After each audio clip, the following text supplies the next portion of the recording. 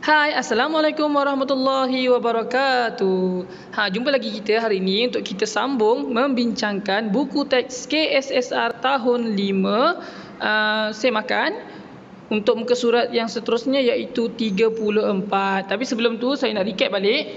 Okay, yang sebelum ni kita telah mempelajari tentang kepentingan sistem peredaran darah. Saya terangkan sikit yang hari tu. Jadi sistem peredaran darah ini sangat penting untuk kita. Kenapa? Yang pertama, darah ni untuk mengangkut oksigen, nutrien, air ke dalam tubuh. Dan yang kedua, juga untuk mengangkut karbon dioksida dan bahan kumuh lain keluar ataupun disingkirkan dari tubuh. Maksudnya darah ni tugas dia bawa masuk barang, bawa keluar barang. Dia kira macam teksi lah dalam badan kita. Tengok ni dalam cerita yang semalam kan. Hari itulah yang kita bincangkan. Mari kita singkirkan bahan kumuh. Ini berkenaan dengan penyingkiran. Atas ni pula berkenaan dengan mengangkut oksigen. Okey, itulah tugas darah. Jadi sekarang ni, hari ni kita nak fokus pula kepada yang seterusnya, iaitu perkaitan antara sistem di dalam tubuh badan manusia. Kita ada beberapa sistem. Okey, kita lihat kejap lagi macam mana ianya dikaitkan. Okey. Tubuh manusia terdiri daripada beberapa sistem. Setiap sistem menjalankan fungsi yang berbeza. Maksudnya badan kita ni ada berbagai-bagai sistem. Setiap satu tu fungsi dia beza-beza lah, tak sama Kalau sistem rangka untuk badan kuat apa semualah, untuk boleh diri kan, macam-macam lah nanti kita tengok. Setiap sistem saling berkait antara satu sama lain untuk memastikan tubuh kita berfungsi dengan baik. Okey. Masih ingatkah kamu akan sistem-sistem di dalam tubuh manusia yang telah kamu pelajari ini? Cikgu dia kata. Kita lihat kat sini. Ni semua kita dah belajar ni. Okey, yang pertama nampak sistem rangka kan, kita belajar itu. Kemudian sistem pernafasan yang melibatkan perparu, trakea dan juga hidung. Dan satu lagi adalah sistem pencernaan yang melibatkan perut, usus kecil, usus besar, dubur kan. Dan satu lagi yang kita baru belajar adalah sistem peredaran darah. Okey, jadi awak bayangkan ini empat-empat ni sistem rangka, pernafasan, pencernaan dan juga sistem peredaran darah. Semua ni sebenarnya ada dalam badan kita, dalam satu badan kita saja. Sebenarnya banyak lagi sistem tau, tapi kita baru belajar empat ni, dan ini semua ni nampak. Awak bayangkan benda ni semua ada dalam satu badan kita, termasuk tulang ni lah. Jadi mari kita lihat semula sistem peredaran darah manusia. Sistem ini berkait rapat dengan sistem-sistem lain di dalam badan. Jadi sistem peredaran darah ni berkait rapat dengan semua sistem-sistem yang kita belajar ni. Jom kita lihat berkaitan dia. Nampak? Sistem pernafasan. Tengok Sistem pernafasan mengangkut oksigen dan bergantung pada sistem peredaran darah untuk menghantar oksigen ke seluruh badan. Sistem pernafasan juga bergantung pada sistem peredaran darah untuk membantu menyingkirkan karbon dioksida dari tubuh. Sistem pernafasan kita yang melibatkan peparu, trakea dan juga hidung kan. 3 je kan. Tapi kalau tak ada darah ni, kalau tak ada sistem peredaran darah ni, boleh ke yang benda yang kita sedut masuk oksigen ni, boleh ke kita nak pergikan ke seluruh badan? Tak boleh kan. Kita sedut sampai ke peparu. Lepas tu sistem peredaran darah ni lah yang ambil oksigen kita dalam peparu ni, dibawa ke seluruh badan. Kemudian dia hantar ke seluruh badan, dan anggota badan tu bagi kat darah tu semula karbon dioksida pula, dihantar semula ke peparu. Maka barulah peparu tu boleh keluarkan sebagai gas karbon dioksida sebagai bahan hasil perkumuhan kan. Kalau tak ada peredaran darah, takkan kita nak taruh masuk ke peparu, keluar balik, masuk ke peparu, keluar balik. Macam ni kan. Jadi perlunya sistem peredaran darah. Kalau tak, sistem pernafasan kita tak berfungsi. Okey. Nampak tak perkaitan dekat situ? Darah ni lah tukang bawakan darah gas-gas itu ke dalam badan dan menghantar balik bahan kumuh. Okey, kemudian sistem rangka. Macam mana sistem rangka ni? Apa kena mengena dengan darah pula ni? Kan kita tengok Sistem rangka peredaran darah sistem peredaran darah mengangkut oksigen dan nutrien kan kepada sistem rangka untuk membantu pembesaran tulang. Okey. Awak bayangkan tulang badan tu macam mana tiba-tiba dia boleh membesar? Mestilah ada benda yang bagi dia supaya membesar. Jadi apa yang bagi tu? Darah kita lah. Sistem peredaran darah ni yang diserap, kita tarik oksigen rata-rata ke seluruh badan tu, dia masuk juga dekat dalam tulang kita. Bila masuk dalam tulang, maka tulang ni dapatlah nutrien kan. Dapatlah nutrien untuk membesar. Kalau tak, macam mana tulang tiba-tiba boleh besar? Mana dia dapat makanan? Jadi sistem rangka ni, sistem peredaran darah ni membantu bagi nutrien dan oksigen, barulah tulang kita boleh membesar. Kan? Jadi sistem rangka pula melindungi dalam masa yang sama, sistem rangka ni melindungi tubuh dan organ-organ pernafasan dan peredaran darah seperti paru dan jantung. Maksudnya, kalaulah rangka ni tak ada, kalaulah rangka ni tak membesar, kalaulah peredaran darah ni tak bagi kita, tak bagi tulang kita oksigen dan nutrien, maka tulang kita tak boleh nak membesar, tak boleh nak membesar. Bila tulang kita tak boleh nak membesar, tak bolehlah dia nak menjaga, nak melindungi organ. Organ apa? Organnya pun peparu. Organ yang dia lindung adalah peparu. Peparu pula ambilkan oksigen. Sistem peredaran darah bawakan oksigen daripada peparu ke dalam tulang. Jadi semua tu berkait. Okey, kalau salah satu tak ada, dia akan menghadapi masalah. Cuba kalau tiba-tiba tulang tak membesar, tulang pecah, nanti peparu kita dalam bahaya sebab peparu kita ada dalam tu. Jadi mereka ni saling berkait dan saling membantu sebenarnya. Nampak tak? Kan jantung pun ada dekat dalam ni kan. Okey. Kemudian sistem pencernaan. Macam mana sistem pencernaan boleh kena mengena dengan darah pula? Kan? Sistem pencernaan, sistem peredaran darah mengangkut oksigen kepada sistem pencernaan. Sistem peredaran darah ni dia pergi juga ke dalam usus-usus kita, dalam perut kita tu, dalam sistem pencernaan tu. Sistem pencernaan membekalkan nutrien kepada organ seperti jantung supaya dapat terus berfungsi dengan baik. Maksudnya dia masuk ke dalam jantung, dia membantu jantung kita, membantu organ-organ badan kita semua untuk bagi supaya bertenaga lah, ataupun dapat berfungsi dengan baik lah. Kalau darah tak lalu ke situ, nanti lama-lama dia boleh jadi bermasalah. Okey. Jadi sistem pencernaan pun sangat membantu kan. Okey. Jadi terlihat kat sini, adakah sistem peredaran darah dapat berfungsi dengan sendiri? Bolehkah sistem peredaran darah berfungsi dengan sendiri? Tadi kita sibuk cakap sistem peredaran darah ni bantu sistem pencernaan, dia bantu sistem rangka, dia bantu sistem pernafasan. Tapi bolehkah dia berfungsi sendiri? Bolehkah sistem peredaran darah ni hidup sendiri? Tak perlu kebantuan sistem lain? Cikgu dia tanya. Tidak boleh, tak boleh. Sebab contohnya darah tu memanglah dia tugas dia mengangkut oksigen, kemudian bagi ke organ, organ bagi dia karbon dioksida. Tapi mana dia nak buang karbon dioksida tu? Dia perlukan peparu di dalam sistem pernafasan ni untuk peparu keluarkan karbon dioksida. Dia pun dapat oksigen, dia perlukan peparu untuk peparu ni bagi dia oksigen ke seluruh badan. Nampak tak? Itulah maksudnya sistem peredaran darah ni pun tak dapat nak berfungsi sendiri. Dia kena harapkan sistem lain juga untuk bantu dia. Terutama peparu kan? Okey, dapat faham konsep dia dekat situ. Okey. Sistem di dalam tubuh manusia tidak dapat berfungsi secara sendiri. Nampak? Sekiranya satu sistem ini gagal berfungsi, maka sistem yang lain akan turut terganggu. Kan saya kata tadi, mari kita lihat situasi di bawah. Situasi 1. Ketika tercekik makanan. Okey. Kenapa dengan kamu ni? Dia tercekik makanan. Kita perlu mendapatkan bantuan. Kawan dia tercekik makanan.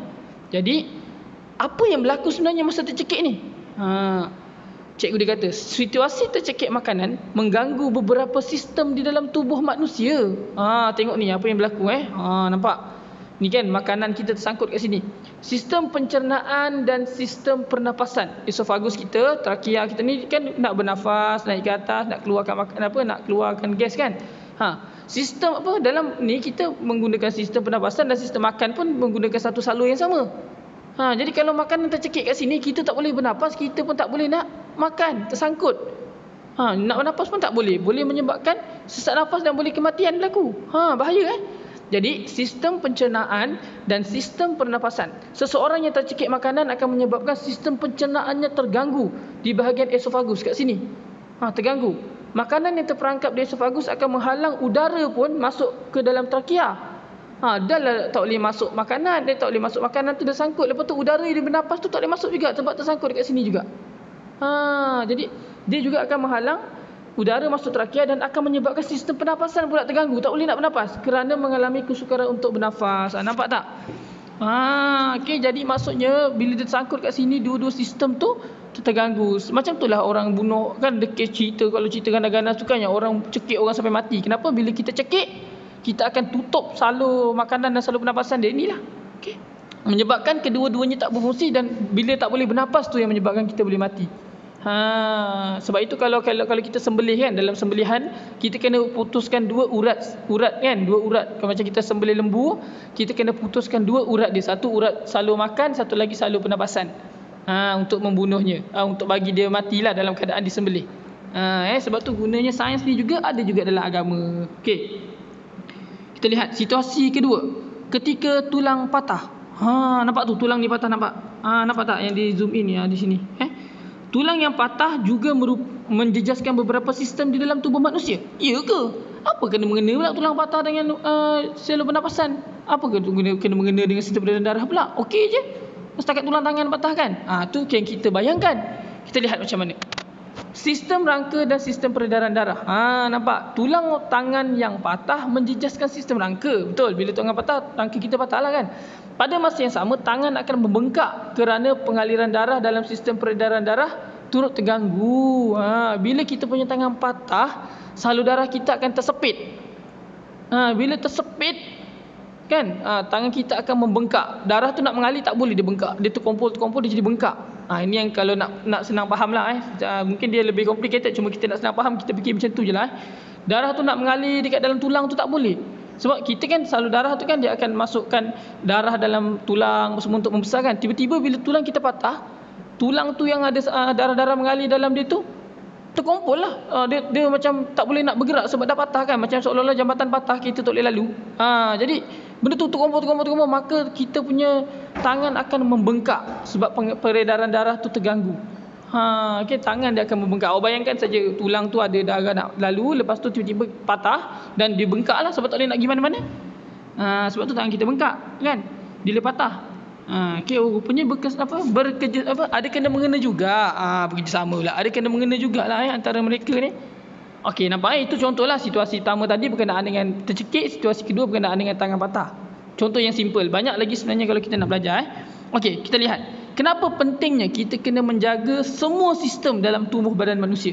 Kenapa kita kena jaga semua sistem? Tak payahlah jaga suka hatilah nak jaga ke tak. Itulah tugas kita, memang menjaga kesihatan kan. Semua sistem di dalam tubuh manusia perlu dijaga supaya dapat berfungsi dengan baik. Allah dah bagi kita tubuh badan. Tugas kita untuk menjaga kita punya tubuh badan lah kan. Apakah yang akan terjadi sekiranya sistem di dalam tubuh kita tidak dijaga dengan baik?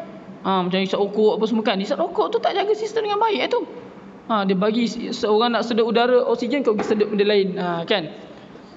Okey. Jantung merupakan satu daripada organ yang penting dalam sistem peredaran darah. Salur darah di dalam jantung menjadi sempit akibat pembentukan plak daripada kolesterol berlebihan di dalam badan. Kita tengok kat sini. Jantung ni dia ada salur darah banyak tau. Darah masuk dalam, keluar apa semua kan. Ni bila kita zoom in jantung ni, jantung ni kita zoom lagi, salur darah ni nipis darah-darah mengalir kat sini, nipis salur darah ni. Bila kita berlaku makan banyak sangat benda-benda yang kolesterol, dia akan dalam salur darah yang kecil ni nampak ni ada kuning-kuning ni. Ni benda ni ada lemak, lemak-lemak kat keliling jantung salur darah kita. Nampak ni kan kuning-kuning. Bila salur darah jadi sempit, berlemak, lama-lama laluan dia makin sempit. Laluan makin sempit macam ini, maka tekanan kita akan tinggi kan, macam zup. Bayangkanlah kalau kita picit air pancut, dia akan memancut kan. Macam itulah. Takut-takut kalau dia terus tertutup, nanti darah tak boleh mengalir, boleh menyebabkan jantung kita sakit. Bahaya pelak kolesterol ni. Jadi situasi satu kita tengok bagaimanakah amalan pemakanan sihat dapat menjaga peredaran darah kita. Nampak dia makan macam-macam hari-hari, makan sampai gemuk. Lepas tu dia makan pelak lemak-lemak semua tersusun terkumpul dalam pelak, menyebabkan jantung kita sakit.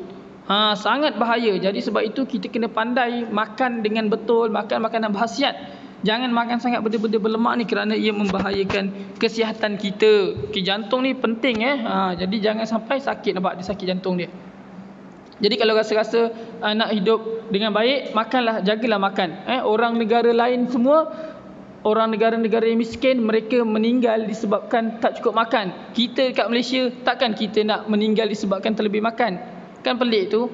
Okey. Jadi infosign, kolesterol ialah sejenis lemak yang terdapat di dalam darah. Hati menghasilkan kolesterol untuk badan. Kolesterol ni juga terdapat dalam makanan. Kolesterol diperlukan untuk membantu bahagian badan seperti otak, kulit dan organ untuk berfungsi. Kolesterol ni sebenarnya ada fungsi dia. Sebab itulah hati kita hasilkan kolesterol. Tapi pengambilan kolesterol yang terlalu banyak membahayakan tubuh, menyebabkan bahaya pada tubuh kita. Jadi janganlah makan sangat banyak kolesterol. Makan macam biasa saja, tak payah nak sibuk nak ambil kolesterol, sebab dalam makanan kita selalunya mesti ada kolesterol kan. Jadi kena jaga. Okey, situasi kedua. berdasarkan imbasan sinar X ini, paru-paru Encik mengalami sedikit masalah. Oleh sebab itu, Encik kerap batuk dan sesak nafas. Kita perlu menjauhi tabiat buruk seperti merokok untuk menjaga sistem pernafasan kita. Kenapa? Bila kita kita nak ambil nafas oksigen, bila kita sedut pula rokok yang beracun tu, maka kita punya paru-paru akan bermasalah. Kalau kita tengok, awak bayangkan kalau span kan, span tu lepas tu awak ada asap, awak masukkan, awak tiup asap dekat span tu, asap sampah ke apa kan, nanti awak perasan tak span tu akan hitam. Awak bayangkan kapas lah, lepas tu awak letak dalam plastik, awak letakkan kapas dalam straw, lepas tu awak tiupkan, awak letak asap daripada pembakaran sampah ke, awak masukkan dalam tu, apa jadi dengan kapas tu? Dia akan jadi hitam kan. Apa lagi paru-paru kita lagi lah sensitif. Macam tu lah gamaknya rasanya. Jadi hati-hati, tak payahlah merokok. Merokok memang membahayakan kesihatan. Okey, situasi yang ketiga. Mengapakah pemakaian alat pelindung seperti topik leather penting dalam situasi ini? Aksiden. Dia tak pakai topik leather. Dah lah tak pakai topik leather. Kalau nak claim insurans pun tak boleh. Sebab siapa suruh awak tak pakai topik leather kalau kepala pecah apa semua? Dah lah melanggar peraturan, tak ikut peraturan, lepas tu aksiden, lepas tu menyusahkan diri sendiri, menyusahkan orang lain. Okey. Jadi dia kata mengapa penting? Kerana untuk menjaga otak kita ataupun untuk menjaga tulang tengkorak kita supaya tidak pecah atau cedera. Kenapa penting? Sebab kena jaga organ otak kita. Okey.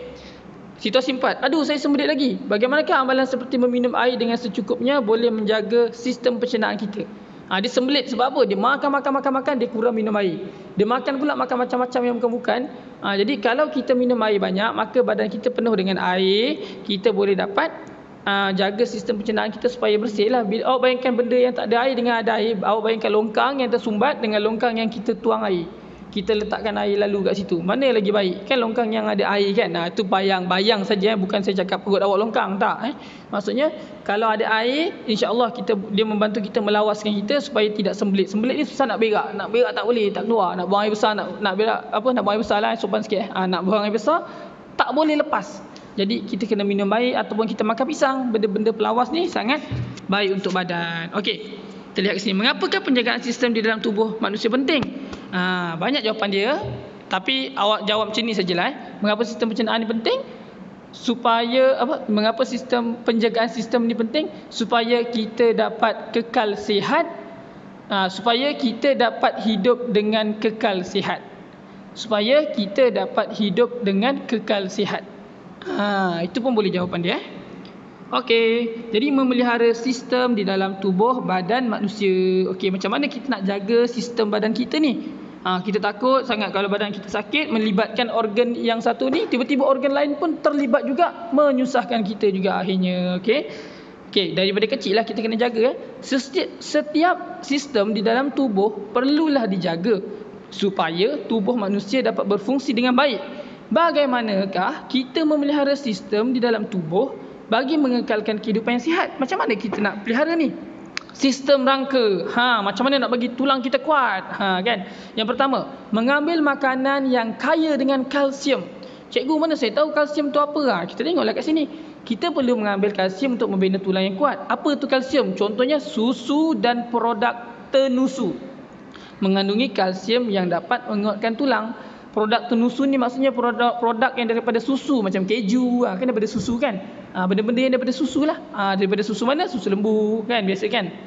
Okey, susu kambing. Jadi itu dapat membantu kita menguatkan tulang. Okey, melakukan aktiviti fizikal. Macam kita selalulah kena berlari, melompat, menari untuk menguatkan tulang kita lah. Ni kalau untuk sistem tulang. Yang satu lagi, memakai alat pelindung dan tali pinggang leather. Okey, gunakan topik leather ketika menunggang motosikal ataupun menunggang basikal.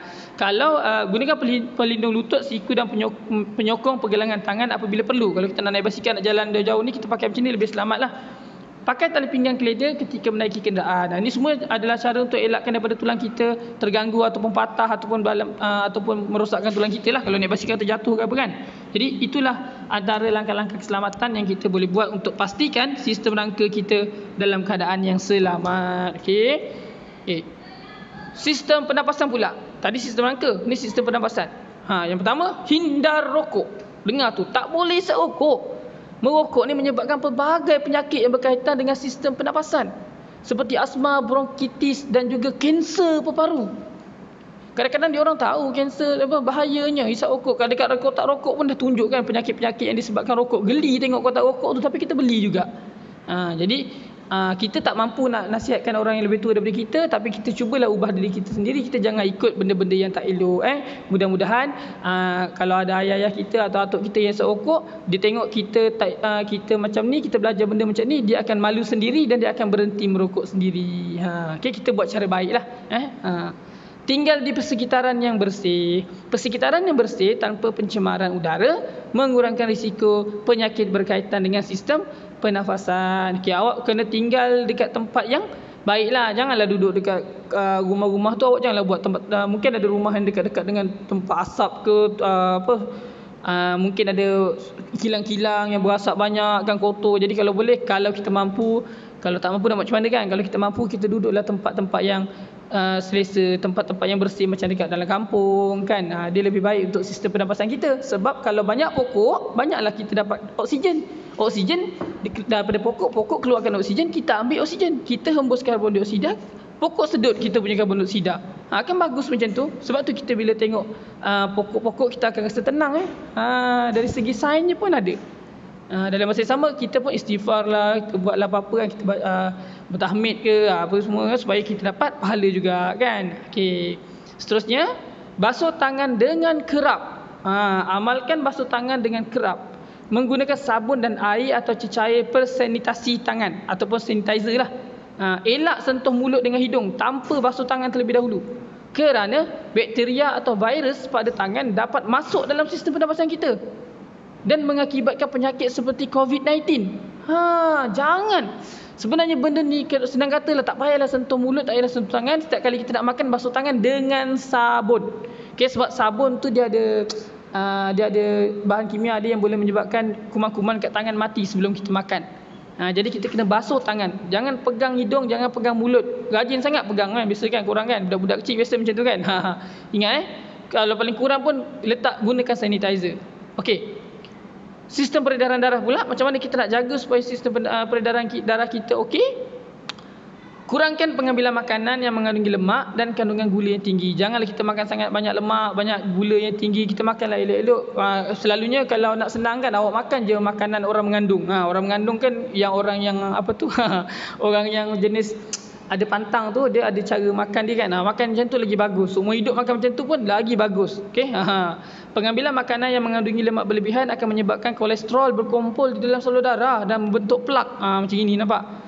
Plak menyebabkan salur darah menjadi sempit dan jantung perlu bekerja lebih kuat untuk mengepam darah ke seluruh tubuh. Jadi dia pam itu yang menyebabkan jantung kita sakit. Jadi hati-hati, kita janganlah makan benda-benda yang kolesterol sangat. Satu lagi, bersenam. Kita juga haruslah bersenam dengan cara yang betul dan secara berkala untuk memastikan otot jantung terus kuat. Bila kita bersenam, jantung darah kita akan sentiasa kan, bila kita bersenam kan, kita tarik nafas banyak kan, hembus nafas banyak kan. Bila kita banyak kali tarik dan hembus nafas, maka kita punya jantung sentiasa bergerak, bekerja dengan lebih aktif, maka kita akan jadi lebih cergas.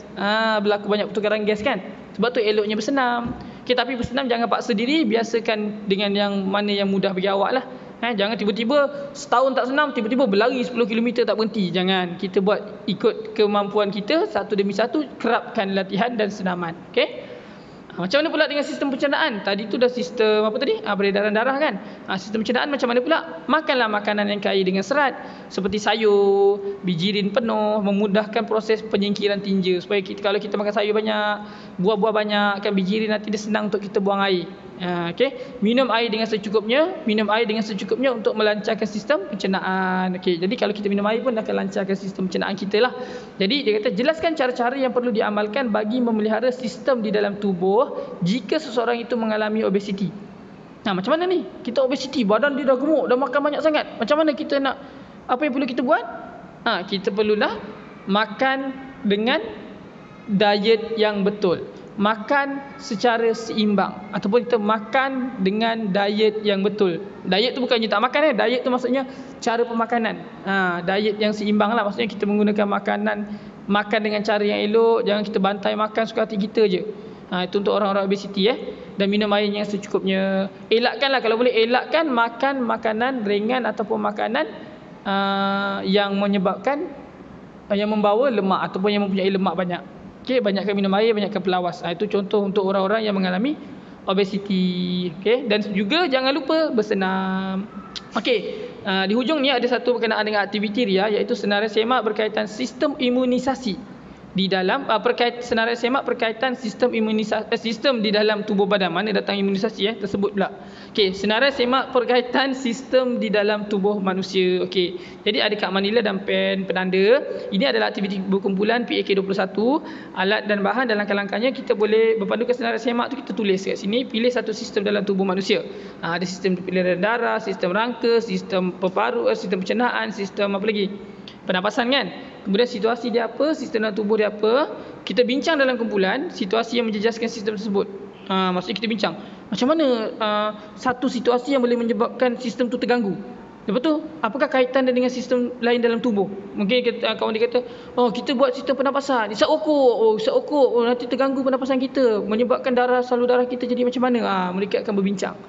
Maksudnya dibincangkan apakah benda-benda yang boleh menyebabkan sistem tu terganggu. Lepas tu bila sistem tu terganggu, sistem apa lagi yang terganggu? Macam kita cerita tadi, yang contohnya adalah yang tadi tu, yang sistem peredaran darah, yang cerita pasal rangka, sistem rangka yang tulang patah tadi pun, tu salah satu contoh. Okey. Kemudian kita kata tandakan X pada sistem tubuh yang akan terjejas akibat situasi yang telah dibincangkan. Contohnya bagi sistem peparu gagal berfungsi, bagi situasi peparu gagal berfungsi, sistem tubuh yang terjejas akan ditanda dengan X. Nampak? Bila peparu kita tak berfungsi, dah rosak, tisap okok je kan, maka menyebabkan apa? Ni sistem pernafasan tu rosak, dan juga sistem apa? Peredaran darah ke apa ke dia akan tanda. Ini dia tanda peredaran darah. Terrosak. Jadi kita tahu yang sistem rangka tak terganggu apa-apalah. Tapi untuk jaga masa panjang pun akan terganggu. Cuma untuk jaga masa yang sekejap ni, ada dua sistem yang akan terganggu bila kita tak boleh, bila kita punya peparu gagal berfungsi. Kemudian kita tampalkan dekat depan kelas, kita bincangkan. Nampak hasil kerja dia? Wakilkan kumpulan untuk membentangkan hasil perbincangan kepada kumpulan lain. Kita tampal kat dinding. Nak senang kita buat macam aktiviti to stay for stray lah. Wakil kumpulan stay, kemudian ahli-ahli kumpulan akan pergi kumpulan lain. Kumpulan lain pula dia pun akan bentang juga. Ahli kumpulan yang pergi kumpulan lain tu akan dengar pembentangan daripada wakil kumpulan lain. Kumpulan lain akan datang sini untuk dengar penerangan. Macam itulah aktiviti, antara contoh aktiviti PAK21. Okey. Berdasarkan tajuk yang dibincangkan, bagaimanakah kita memelihara sistem di dalam tubuh untuk menjamin kehidupan yang sihat? Okey, macam mana kita nak memelihara sistem dalam tubuh untuk menjamin kehidupan yang sihat? Kan banyak tajuk tadi kan. Macam mana untuk jamin tubuh yang sihat? Kita perlu sentiasa menjaga semua sistem badan kita agar berfungsi dengan baik. Okey. Saya ulang, kita perlu sentiasa menjaga semua sistem dalam tubuh badan kita agar sentiasa berfungsi dengan baik. Okey.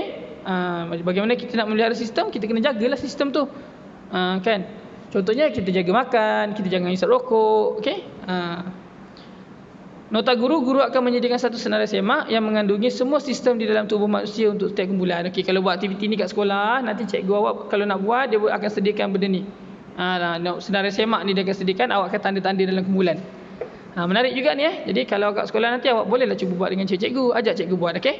Alright, seterusnya santai sains, sistem peredaran darah manusia. Okey. Ini contoh ini awak boleh buat kalau nak buat kat rumah. Okey. Hasilkan model sistem peredaran darah dengan menggunakan pemutar skru, gunting, pistol perekat panas, cawan plastik, klip kertas, botol plastik, tiup plastik, air berwarna biru dan air berwarna merah. Air kenapa kena ada biru dengan merah? Mesti ada sebab. Okey, kita tengok kat sini. Mula-mula, langkah pertama, tebukkan 2 lubang pada penutup botol. Besarkan saiz lubang dengan menggunakan pemutar skru. Okey, kita buat pemutar skru, kita buat 2 lubang. Mesti 2 lubang. Sediakan 2 tiup plastik yang panjangnya berbeza, satu panjang satu pendek. Masukkan tiup plastik ke dalam botol pada penutup botol. Ke dalam lubang pada penutup botol yang kita buat tadi. Nampak ni dalam gambar. Kemudian nak buat apa sebenarnya ni? Pasangkan penutup pada botol tu. Pastikan bahagian hujung tiup yang panjang mencecah dasar botol. Satu kan masuk botol kan, satu lagi tak. Okey. Tiup yang pendek dimasukkan sehingga melepasi paras penutup botol. Kat sinilah nampak dalam gambar ni kan. Kemudian ulangi langkah 1 hingga 3 untuk menghasilkan botol kedua, maka kita akan dapat 2 botol.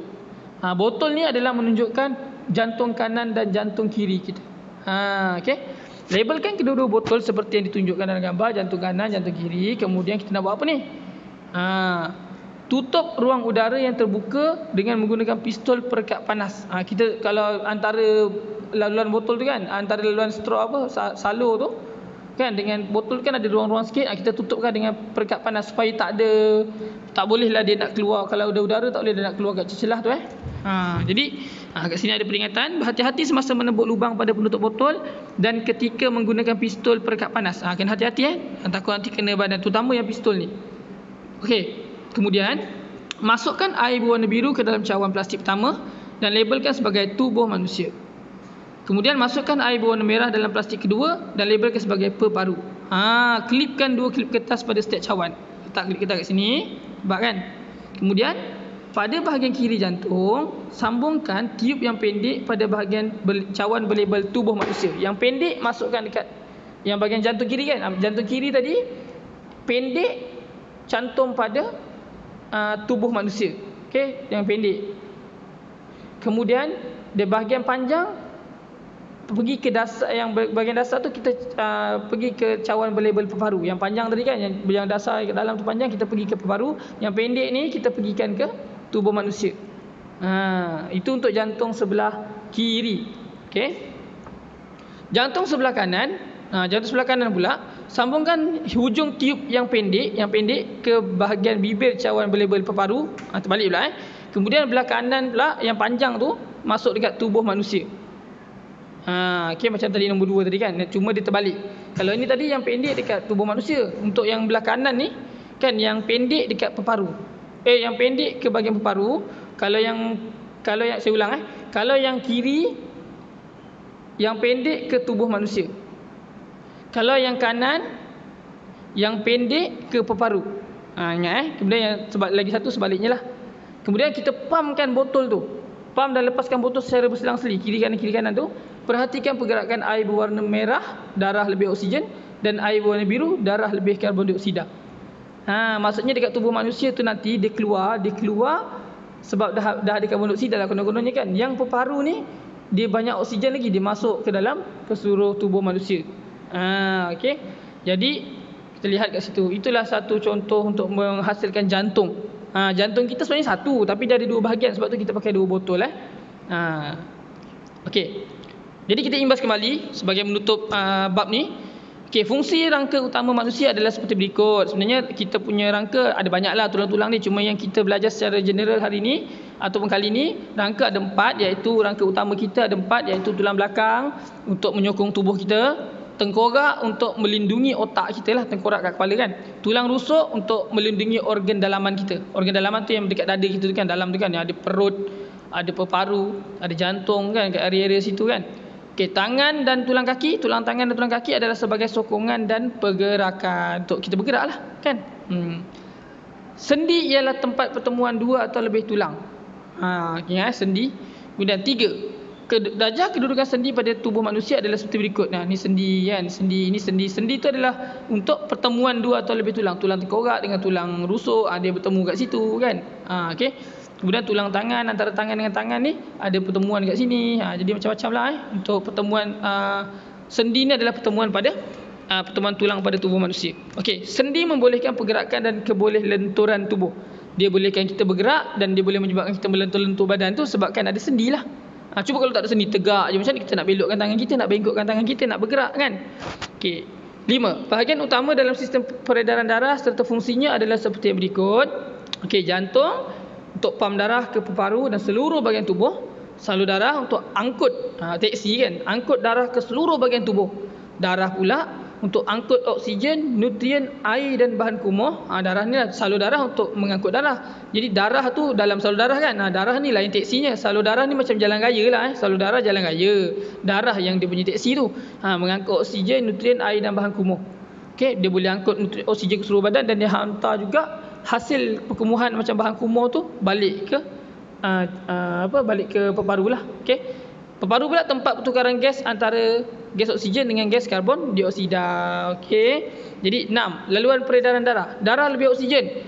Kalau darah yang lebih oksigen maksudnya darah tu banyak oksigen daripada peparu kita masuk ke jantung, kemudian dia pump ke seluruh tubuh manusia. Darah yang lebih karbon dioksida maksudnya darah yang daripada badan kita, tubuh badan tu kan dah guna oksigen, dia bagi karbon dioksida sebagai bahan kumuh. Dia dah lebih oksigen, dia masuk dalam jantung, kemudian dia pump ke paru, paru kita hembuskan nafas keluar sebagai karbon dioksida contohnya kan. Jadi laluan tu kena ingat, darah oksigen, paru, jantung, tubuh manusia, darah lebih karbon dioksida, tubuh manusia ke jantung dan juga keluar ke paru. Jadi kepentingan sistem peredaran darah manusia adalah untuk, kenapa sistem peredaran darah ni penting? Sebab dia nak angkut oksigen, nutrien dan air dalam tubuh. Sistem peredaran darah ni lah yang bawa semua yang benda kita makan. Kan, dan yang kita tarik nafas semua tu kan. Dan dia juga mengangkut karbon dioksida dan bahan kumuh lain untuk disingkirkan daripada tubuh. Dia juga angkut semua bahan-bahan yang dah tak guna tu keluarkan daripada tubuh. Daripada darah ni lah, darah ni akan bawa ikut salur darah, keluar ke oksigen, keluar sebagai bahan kumuh kan, macam-macam lagi keluar karbon dioksida, keluar bahan kumuh dan sebagainya lah.